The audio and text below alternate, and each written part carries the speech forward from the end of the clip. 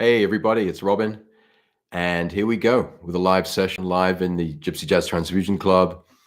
And today, the topic is really important. It's like one of the most topics. We're going to be talking about gypsy rhythm, La Pompe mostly.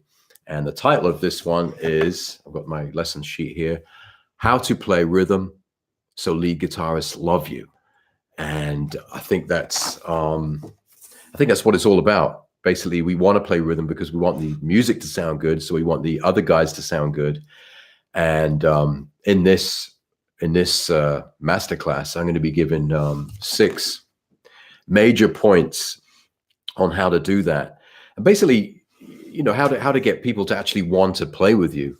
It's vital because you might be doing all the practice in the world, and you might be sitting there learning all the songs and think you're doing great, but no one's actually wants to play with you because something's really wrong with your rhythm playing. So I'm going to strip this back to the basics and teach you stuff which will help you be a rock solid rhythm player, because that's what it's all about. I'm just going over, make sure it's on the, so we're live here at the Transfusion Club. I'll be answering the questions at the end. And if you're joining live, then feel free to jump in with a question and I can help you right away. So let's get started. And by the way, welcome all the new members. If you're new to the club, then this is where I'll be every couple of weeks. I'll be doing a live here, teaching some really major kind of issues, lead, rhythm, lots of things. And this is kind of like a more in-depth masterclass, 45 minutes.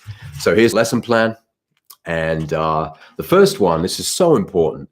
That's why I put it first. It's called Simplify. Okay.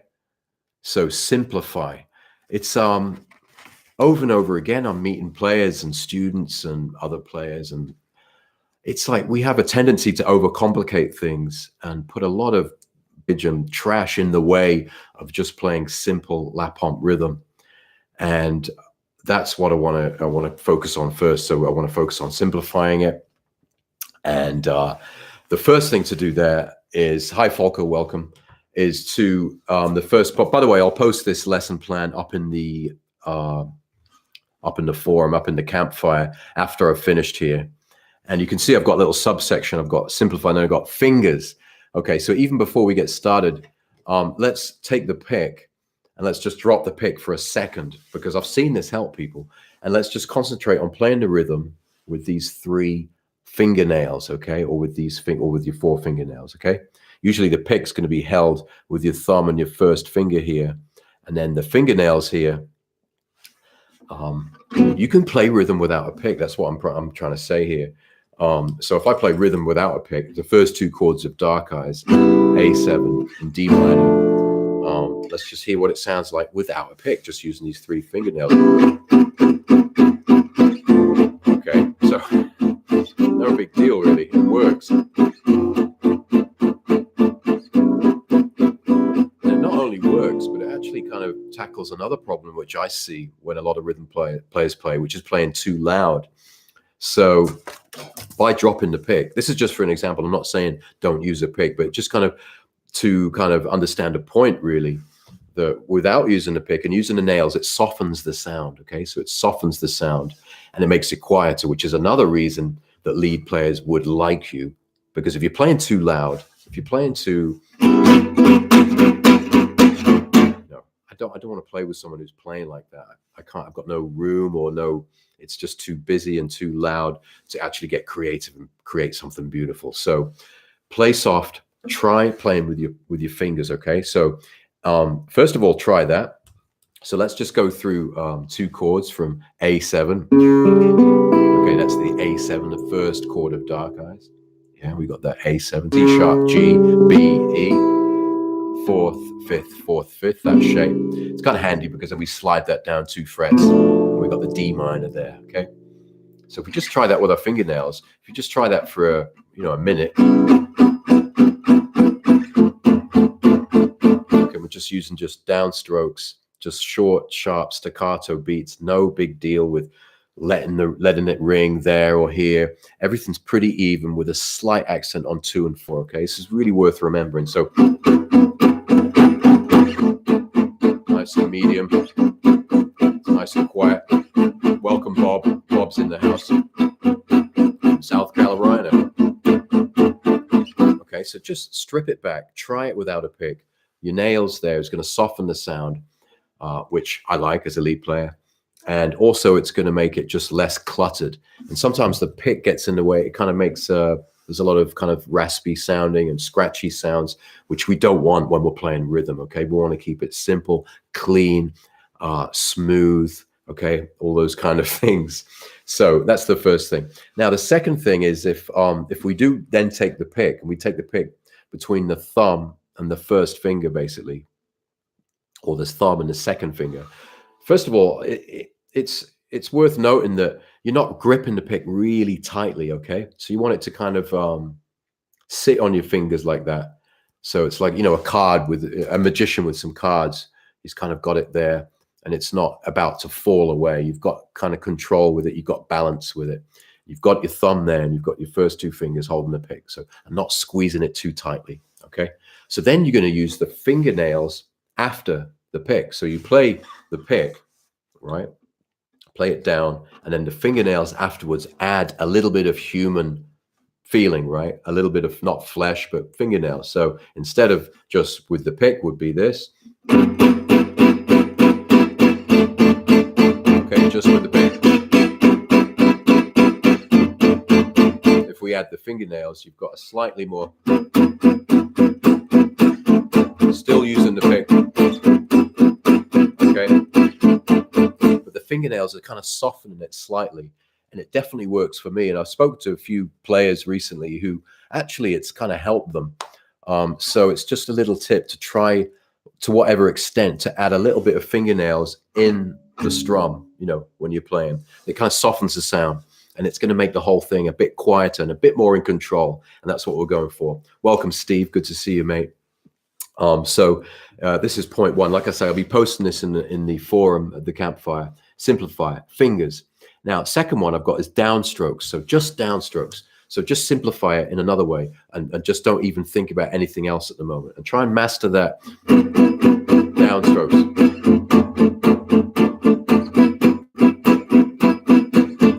Okay, so there's no upstrokes happening at this point. It's just okay,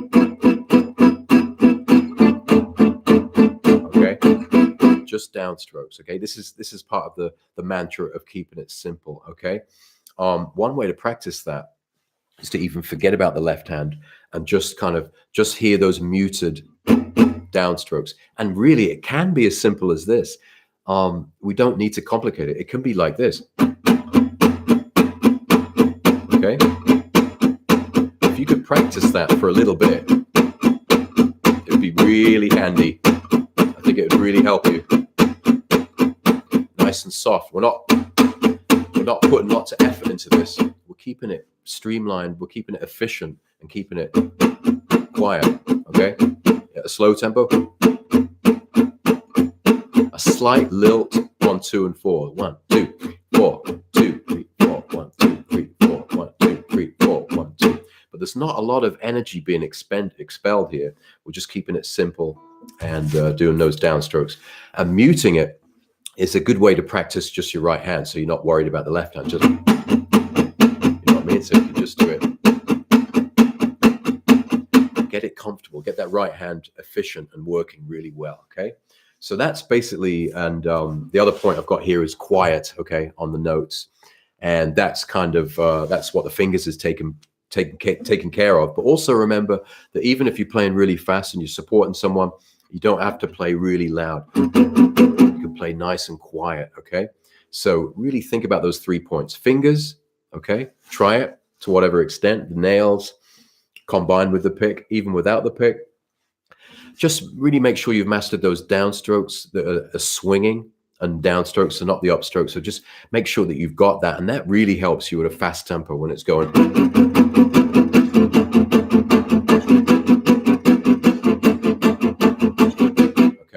When you don't want to be going, you know, it might be too much kind of energy. So just keep it simple, and it's going to really help you out at the fast tempos as well. And keep it quiet.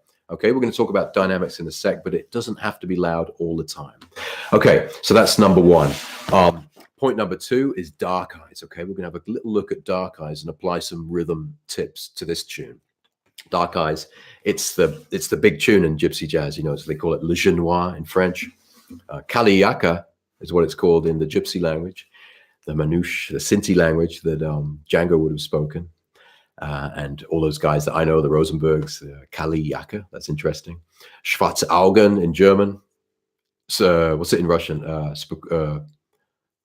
Oshizhoni, of course, yeah. So anyway, so the first point I've got here is tremolando. So let's go through some chord changes using open voicings and tremolando. So open voicings for the first chord, A7, would be this one. This diminished chord really works well. Okay, so you've got the open A, you've got the diminished shape on the second fret. Okay, and this works well as an A7. Really good to bear in mind if you're playing lead or playing rhythm. Okay, this diminished chord works for A7, gives a nice tension. Okay, so there's A7. When we go to D minor, here's a nice open D minor, again with the open A. Then we got F, third fret of the D string, second fret of the G string, then you got open B and an open E.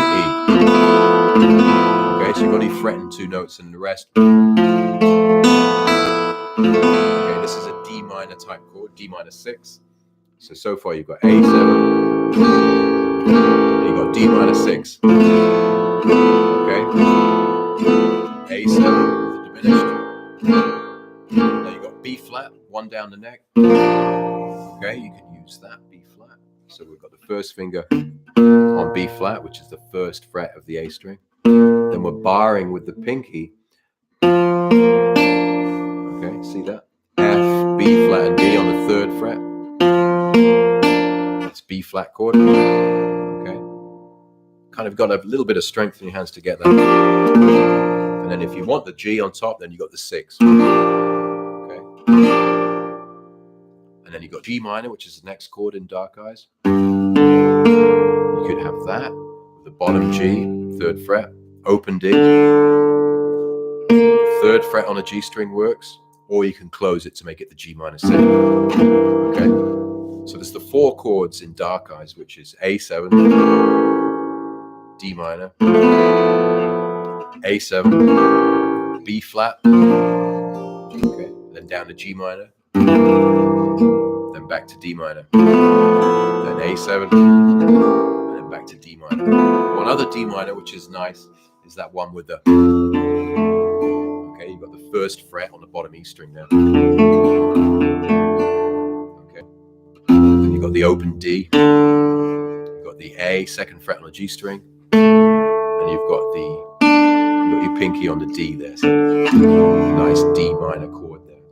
So what this is all pertaining to rhythm at the moment. So what we're going to do is learn these open voicings of Dark Eyes. So I'll sing the tune so you kind of get it, and you can see how it sounds. So it's like da da dee da, da da da,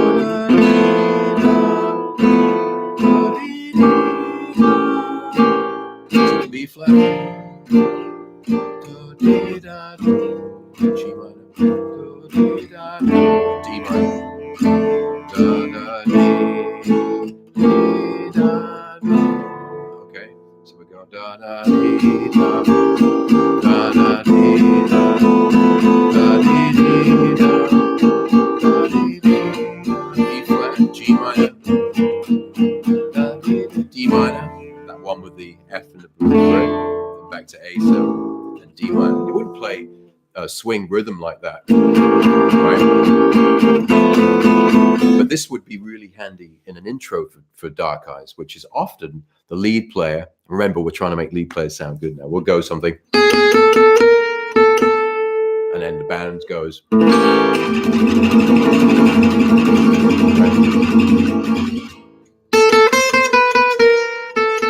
D minor.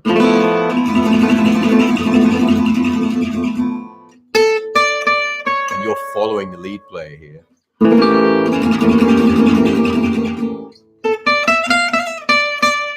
B flat.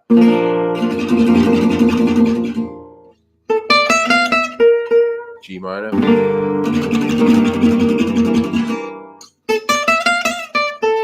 D minor.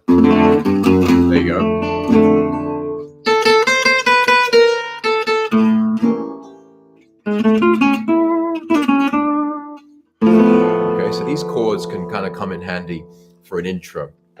The other point I had here was tremolando. You can practice your tremolando on these chords. So build up your tremolando, which is the... Okay, so you can build it up by going...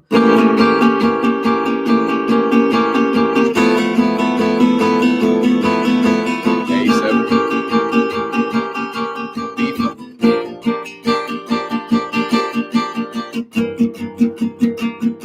D minor, A7,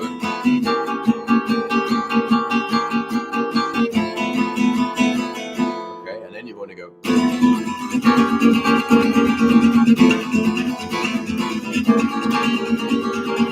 See how we're kind of building it up, and then you go.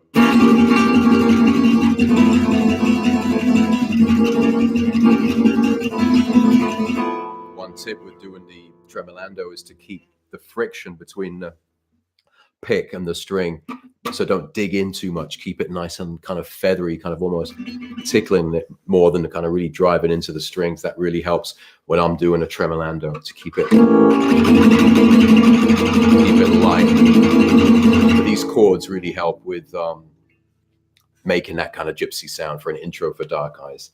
The chord changes to Dark Eyes: da da da da dee da, A7, da da dee da, D minor, da dee dee da, A7, da dee da do. You can use a B flat major chord here if you want. You can play it with your thumb.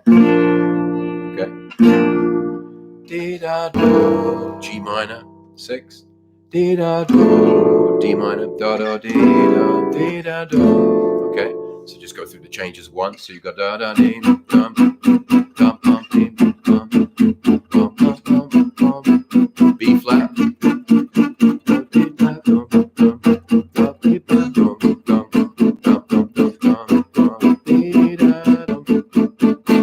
Okay, so we're keeping it really short, sharp, and crisp there for Dark Eyes. Welcome, Joe. Joe's in the house, Joe Medeiros. And he asks, are you using nails on the upstroke? Let's see.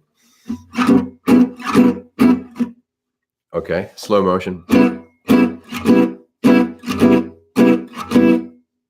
Not really. I'm actually on the upstroke. It's more, if there's any flesh happening, it's from the thumb here. So it's kind of, so I'm going down. So it's a slight physical thing with the thumb on the upstroke.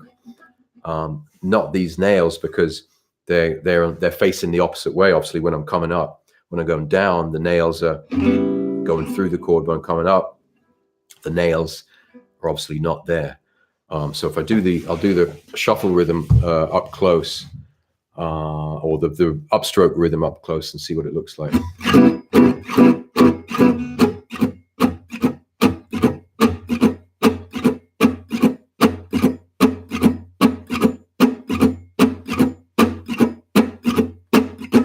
So I'm definitely using the nails on the way down, but not on the way up, to answer Joe's question there. That was about the upstroke rhythm. Point number 3 on this, which, like I say, I'm posting in the campfire so you can review this, is focus. And this is more of a mental thing, but it's so important. Again, I was playing in England this last week, and a guy called Chris Quinn played rhythm for me. We did about 6 gigs.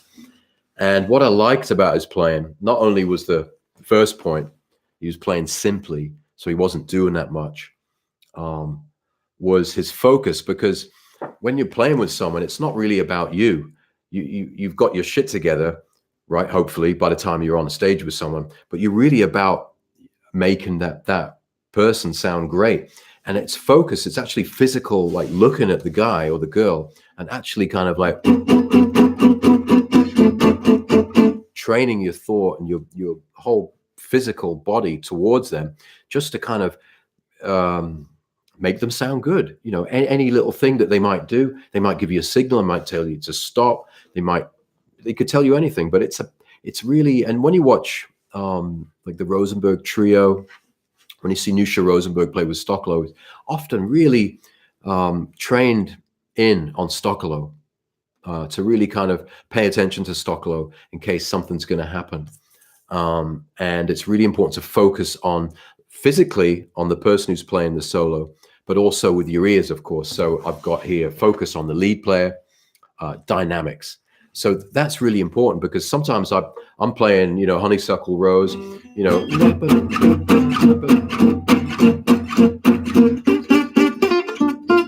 I'm doing a solo, but then I want to do a solo really quiet and loud, and I go do something really soft and quiet, which I've been doing recently. But I not have to kind of go and tell everyone, shh, play quiet. I want them to be aware of it instantly. And the only way to do that is to really lock yourself in to the player who's playing, and look for those signals that they're saying, that, just by them starting to play quiet, you hear it, and then you start to play quiet. So it's a really important tip, that not just to get wrapped up in your own, I'm playing the right chords here, I'm playing downstrokes, I'm playing with my nails, it's like, and ignoring the player. It's about, you can do that, you've practiced in it, but it's about focusing on that player.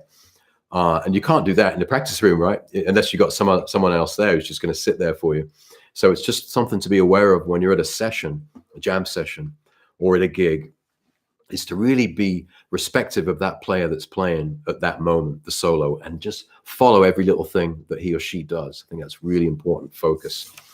Dynamics, because the thing of playing quiet, playing loud, if the lead player starts to use octaves, starts to play,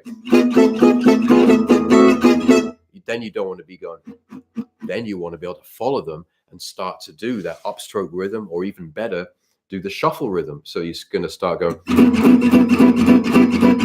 So you're playing Dark Eyes, right? It starts out and the player's like going nice and soft.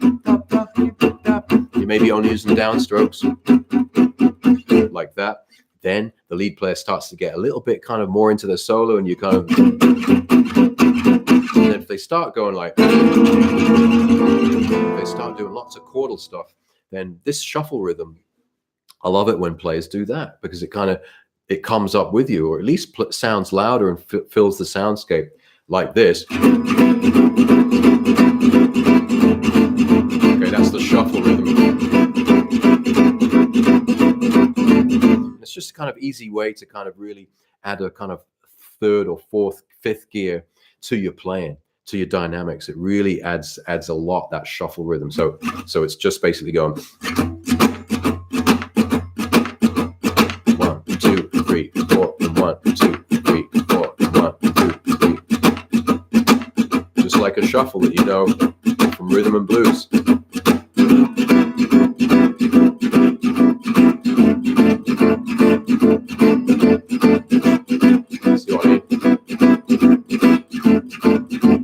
Shuffle rhythm can really add those dynamics and add to the intensity of the music, but you've got to be focused on the lead player. Okay, so you've got to be following them.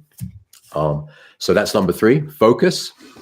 Number 4 is embellishments. And actually I think Bass asked a question earlier about, he says, hi Robin, have you got any suggestions for small rhythmic embellishments that won't anger, that's a strong word, that won't anger my lead player? Thanks.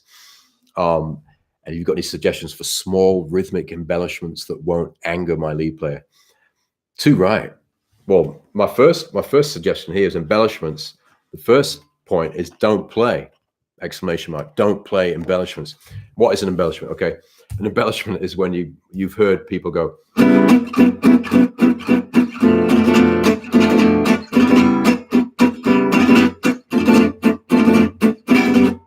those kind of things.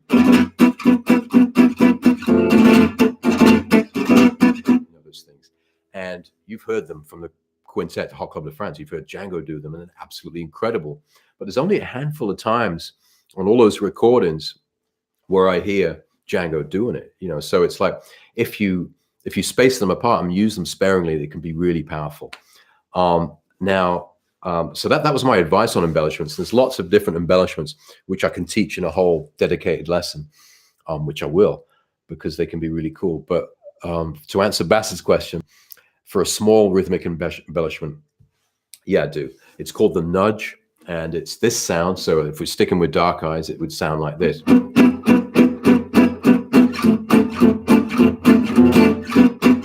Catch that?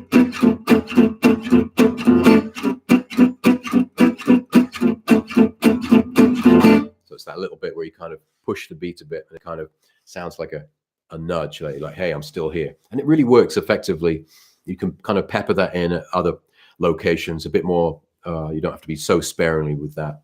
So what is it? It's like in one bar, it's, if we're going on D minor, it's, so it's a 1, 2, and 3, and. So it's on the 3 and. A 1, 2, and 3, and. A 1, 2, and 3, and. Another really good tip, forget about the guitar when you're kind of thinking these rhythmical things, these counting things. See if you can actually do it in your head and get it right before you put it on the guitar. Okay, so it's like a 1, 2, and 3, and. A 1, 2, a 3, and. So you go a jing, jing, a boo, ga, a ding, ding, a do, ga, a 1, 2, and 3, and. A 1, 2, and 3, and, like that. So if we put it on a guitar, 1, 2, okay, so it's that ja, ja, ga, ja, down, a down, down, and down, down, like that. Okay, so if I add that into Dark Eyes, it would sound something like this. So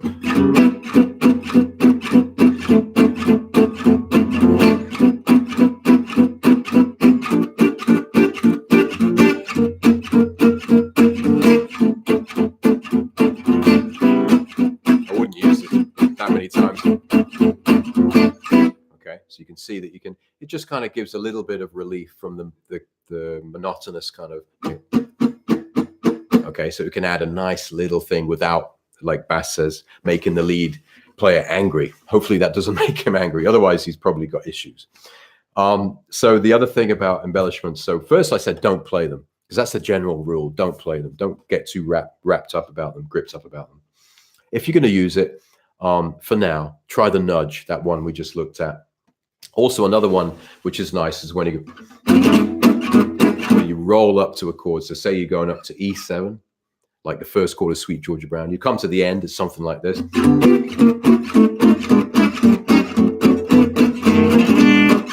you kind of roll up to the chord like that and go like, so down, up, down, up. You kind of roll up to it. I'll put it in context again. So we're coming to the end of Sweet Georgia Brown.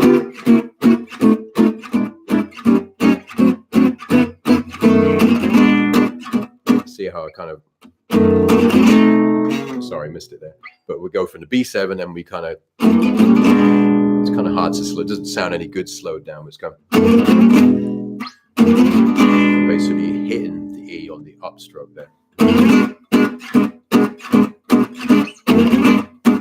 Okay, so if you're going to practice it, it'll be kind of,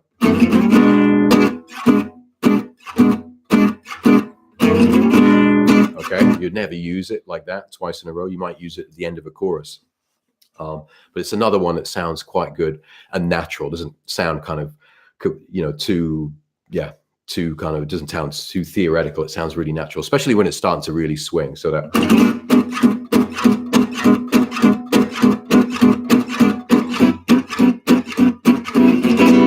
Slide up to it and give it that. That's and sound good too. So that's enough for embellishments. That was point number 4. Point number 5 is ballads. I think this is really important to point out. We're not going to go into Latin rhythms in this session, just looking at La Pompe, but also it's worth mentioning with ballads.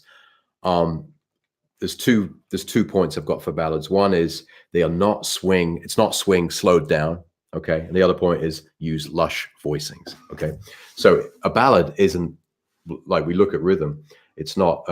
So when this is what I've heard, which kind of irks me about some rhythm players. When they play a tune like Manoir de mes rêves, Django's Castle, they would play like this.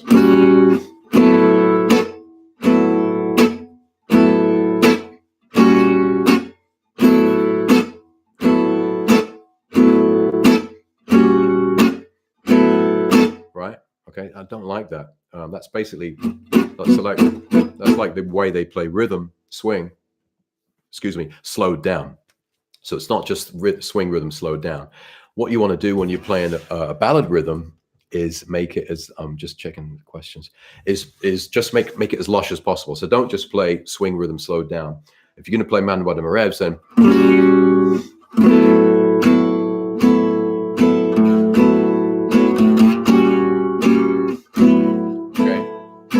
What I'm doing there is the opposite. When we're playing swing, we're making it tight. But in this one, we're just letting the chord ring. So we're just kind of pushing it along, going like, letting all the notes ring.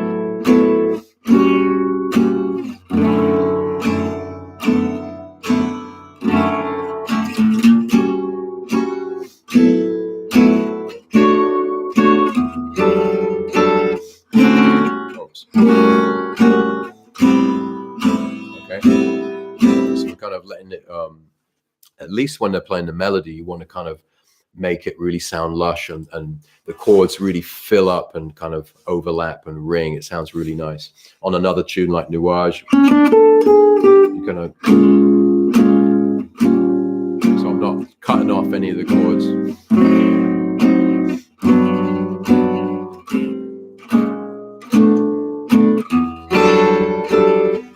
See, I'm just pushing it along there. Then when it goes to the solo, you might go like, and make it tight. That's a nice effect.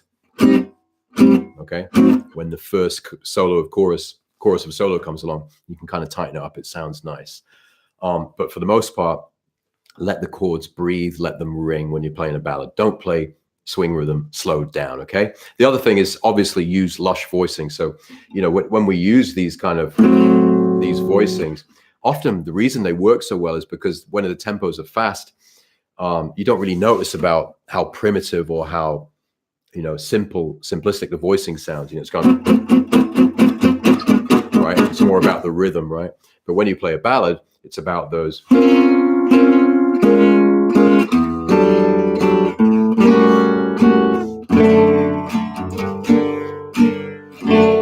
so when you're playing a D major chord, you might actually play, you know, D major. There's F sharp at the bottom. And obviously you want to kind of build up your vocab of open chords, which sound really good. So that D major, for example, sounds good, just as the D minor sounds good. And all these chords use lush chords, okay? I can do a whole, when I teach songs or, you know, particular chord changes, I can teach you some really nice lush chords. But just to kind of remember in your mind, whatever lush chords you've got at the moment, then you can afford to use them when you play a ballad, you know. So, you know, even, you know, when you're in Nuage, you get to the G major and play this one. Let those chords. Okay, so use lush chords. All right, that was ballads. Now, number 6, the last point I've got here is practice. Okay, what do? We've got practice. We want to get better. We want the lead guitarist Lois. We want to go to the session and be noticed as being a good player, so people want to play with you. What do we do to practice that? 3 points I've got here. The first point is work with a metronome. It really helps people. My brother, when he first came over to Amsterdam, he worked with a metronome. He really did. He spent hours and hours literally in the shed at the bottom of my garden, a tiny little shed, with a metronome, and just went through everything, all the swing, the Latin rhythms, all with a metronome, and made sure he was keeping in time, because that's the worst thing. That's the worst thing that can happen if we slow down or speed up. We don't want time to drag or to speed up, because no one's going to want to play with us. So using a metronome can be boring, but it's going to keep you in time. Okay. And it can kind of, you can kind of do little exercises, and you can speed up the metronome, try and push your threshold. So if you're comfortable playing Dark Eyes at this without a problem, and you're keeping in time with the metronome, then tweak up the metronome a bit and go. When you play with the metronome, it's really hard. You know, you'll be fine. You'll be punching. You say you've got to be wrong, but the metronome is always right, and it's so boringly right that. But I think Kevin's a good example. Even Nusha Rosenberg, I know for a fact, used to practice those Latin rhythms and those those rhythms with a drum machine, like a kind of primitive drum machine that would do a Latin rhythm or a swing rhythm, and he would practice that with headphones really loud, and it does instill time in you. You know, you've got to learn to get that. You are the timekeeper. So using a metronome really works. So don't think you're wasting time not using a metronome. The play along tracks are great as well, but if you really want to focus in on your rhythm, and maybe you're just playing one chord, or even just without the chord, use the metronome, because it's really gonna help you. So have one on your phone or whatever. I've actually got my grandmother's metronome still with the tick thing, which is kind of fun. The other thing is work on your repertoire. You know, if people are going to play with you, that you've got to know the tunes that they want to play. All right. So I've talked a lot about the repertoire, and you know, usually I'm saying that not to learn too many pieces, half learn too many pieces. You know what I mean? So you kind of, oh, do I night and day? Yeah, I kind of half know that. And then you get the iReal book up, whatever the book up, and you look at the changes and you kind of half know it. It's not going to cut it. You know, it's better to know the pieces you really know, memorize them. Okay. It isn't rocket science. It's quite easy. Just choose less songs, but learn them, you know, more thoroughly and without relying on the chart. The repertoire, you need to, you know, build your repertoire with, you know, if I was going to pick 5 songs, you pick Minor Swing, Sweet Georgia Brown, The Dark Eyes. I love playing Honeysuckle Rose. You might throw Coquette in there. You've got tunes like, they kind of come in and out of vogue. You've got tunes like, well, Coquette, it seems that everyone who picks up a guitar at a festival is playing Coquette. So it's a good one to learn. Anniversary Song. People love to play that. That's the one that starts on E7. Anniversary Song. You've got to know Nuage, Manoir de Marev, Clair de Lune, another great ballad to learn. And all these songs I'm saying, you're not going to learn them in a day. You know, try to learn one at a time and try to kind of add it to your kind of radar, and try to, you know, you're walking down the street and you just kind of think of those chords round and round. So work on your repertoire, you know, as well as your technique and your rhythms. The last thing, this is really interesting. I met Steve, who's a member here, Steve Howgill, I was playing in England last week, and we were talking about the whole thing about learning gypsy jazz guitar. He was saying that the idea of imagining you're on stage when you're practicing. So that's what I do, right? If I'm practicing with a backing track or even a metronome or whatever, I think of the next gig I've got in the book. It might be something fancy. It might be something in the bar. It doesn't matter. I kind of imagine myself. I put myself on stage, okay, and then I go through practicing with the backing track or with the chords, in the kind of thing of you can't stop. You got to keep going. So you kind of imagine the crowd there or the rest of the people looking at the other musicians. And if you put yourself in that, give yourself that slight adrenaline, then it kind of it really helps. You know, well, for a start, it makes it more fun when you actually practice, because you think you're in Carnegie Hall. And then B, when you actually are in Carnegie Hall or in the cafe, you've got that kind of thing. Oh, I've been here before. I feel comfortable. And it gives you that real, and remember the point I said about focusing on the music, focusing on what you're doing, but also focusing on the other music. Don't let your mind wander. So imagining you're on stage. And so I find it a really good tip. So try that out. Pick any gig in the world and just put yourself on stage there. And it's a bit of fun, and I think it'll help you. The other thing is tap your foot. Okay, move your body, tap your foot. Look at those players like Nusha Rosenberg. Foot is just tapping. It's just swinging. Bourelli Legren's foot is dancing. Don't be shy about that. You've got, you know, I personally love to kind of move my body, tap my foot. I think it really, really, really helps, and it helps you keep you in time. Don't get too obsessed about, should I tap on 2 and 4, 1 and 3? Just kind of go with your natural feel when you're playing rhythm. So just don't be shy about jigging about a bit, tapping your foot. It's going to really help. Yeah. So if you're right, your left foot is usually the one that's really kind of tapping. So really make sure you tap your foot. I think it's a really good tip, really essential. There's the 6 points that I wanted to cover in this session. I'll post this so it will remind you of the topics up in the campfire. And now I'll just answer a few questions, because a few questions came in earlier. And if you got a question, you can just ask right away. Bass said, he was asking about the rhythmic embellishment. So Bass, try that nudge out, the one that goes. Okay, try that nudge. That's a nice way not to make the as he says in his words, lead player angry. John Richmond asks, Robin, any tips for playing with different instrument combination? For example, guitar, bass, piano, clarinet, or horn. So I guess what John means there is when you're not playing gypsy jazz necessarily, you might be with a piano player. Are you always going to do that comping? Good question. So you find yourself playing with, like he says, for example, with guitar, bass, and piano. So the piano's going along, filling a lot of the harmony out there. You might, I think you might tone it down a bit. You wouldn't be so much kind of giving it the gypsy. You could tone it down by the points I said before about simplifying it and about using your nails a bit softer. You could also do things like kind of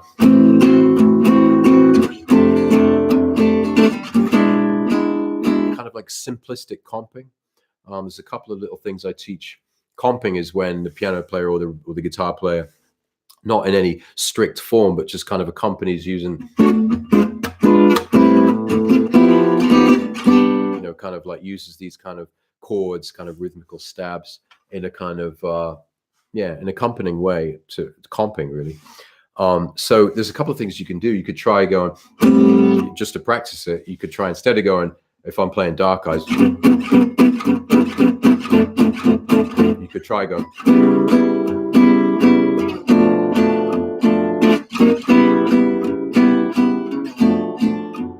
of letting the chord float a bit, kind of like 1, 2, 3, 4, 1, 2, 3, 4. Pushing it along a bit, letting the chords sometimes breathe. That might work in that combination. Also, you can try these kind of things like sometimes do that when there's a bass player taking a solo. It's just a different kind of thing. I would say generally, John, you wouldn't have to hammer the gypsy kind of way as much with a, if you're playing with a piano player, you can lighten it up. But the Freddie Green style, he's playing with a big band. It was that real kind of light rhythm.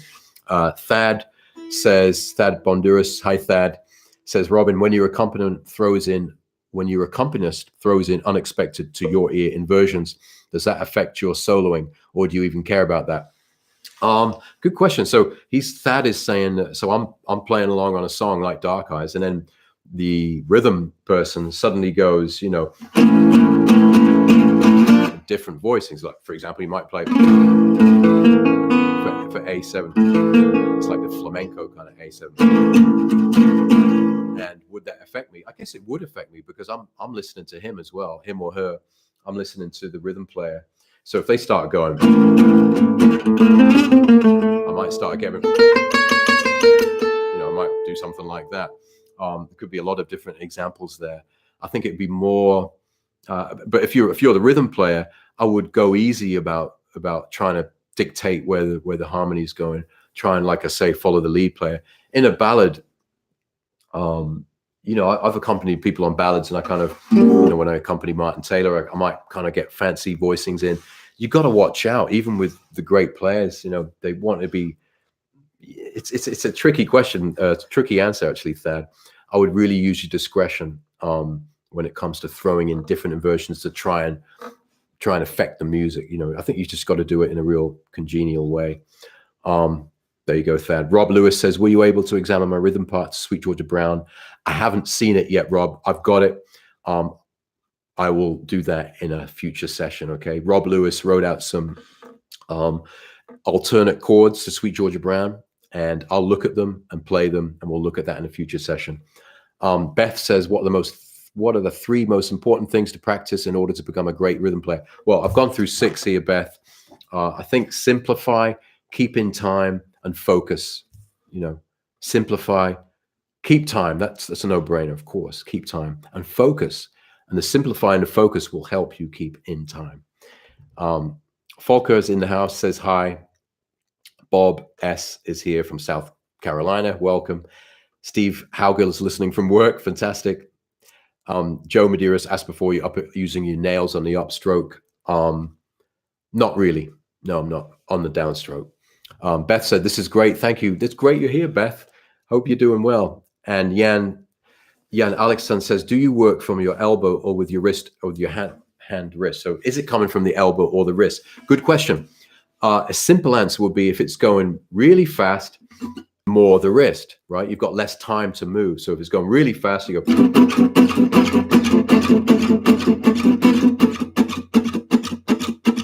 So the rate is going from the wrist. If you're playing like J'attendrai. Dum, dum, dum, dum, dum.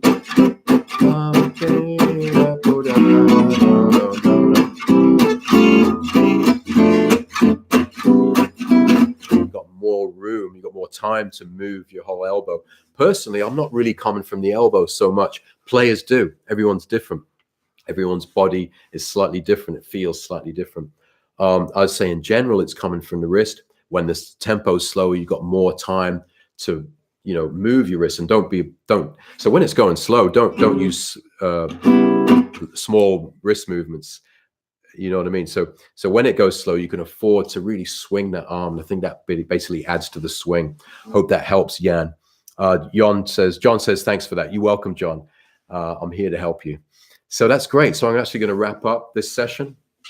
Remember, it's been how to play rhythm so lead guitarists love you. So, okay, that's a title. But basically, I think these points can help you when you're at a jam session, when you're meeting with your friend to play, or you're doing a gig. Think about these points to help you. And essentially, it's about the other players in the band, okay? So you can do the rhythm, but it's about this focus. It's about using your ears to adapt to what the band is doing. And that's what's going to make you a better rhythm guitarist than most. So don't get only insular and focused on yourself, closing your eyes and trying to count to 1, 2, 3, 4, 1, 2, because then you're just going to be on your own. You're going to isolate yourself, and then people don't want to play with you. So it's hard, but just take it easy, take your time and work through this stuff. And I know that it'll work for you. So thanks for watching the show. I'll be back in a couple of weeks here at the Transfusion Club. I'm going to post this video in the campfire right now in the Live with Robin section, and we can discuss in that thread about this show. Bob says, I was out of town on October the 1st. How do I review that session? Bob, it's in the campfire. So if you go to the campfire, the Gypsy Jazz campfire, then if you go to the Live with Robin section, then I post all of these live sessions up there, okay, in individual threads, so you can get in and look at them separately. So come and check them out there. And if you've got any questions, type them in over at the campfire, okay? I'm going to get out of here. I've got to pick up the kids from school. It's been great to see you here, and I look forward to helping you soon. So all the best. See you soon. Thanks. Keep swinging.